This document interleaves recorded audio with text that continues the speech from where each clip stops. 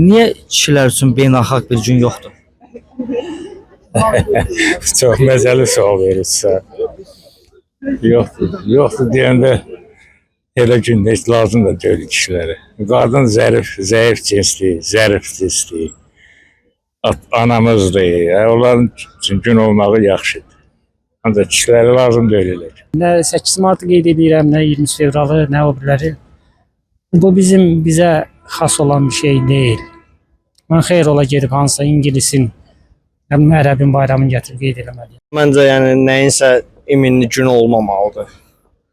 Yəni kişi ilin hər günü kişi kimi qalmalıdır. Qadın da ilin hər günü qadın kimi özünü qorumalı, saxlamalıdır. Məqsəd hədiyyə verməkdirsə, yəni təbrik eləməkdirsə, təltif eləməkdirsə, o istədiyi vaxt eləyə bilər, sevindirə bilər məsələn.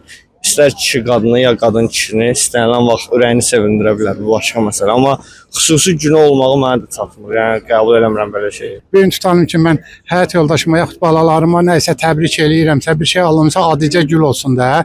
Hə, mən də hər halda gözləyirəm ki, bizim də bayram olsa kimsə bizə hədiyyə eləsin də. Bir yüngülvari bir şey də, yəni çox bahalı olmasa da bəli, gözləyirik ki, elə bir şey olsa daha yaxşı olar belə desək. Kişilər üçün də var da fevralın 23-ü. Beynəlxalq deyil. Beynəlxalq deyil də, indi belə köhnə tarixdən qalma şeydir. Amma belə, nə bilim olar. O fikir düşünməmişəm. Kişilər niyə Yox, var da, belə baxanda ordu günü. O kişilərin bayramı. Amma beynəlxalq dünya səviyyəsində. Ha, onu bilmirəm. Əsas bizə maraqlıdır öz respublikamızın daxilində olan şeylərdir.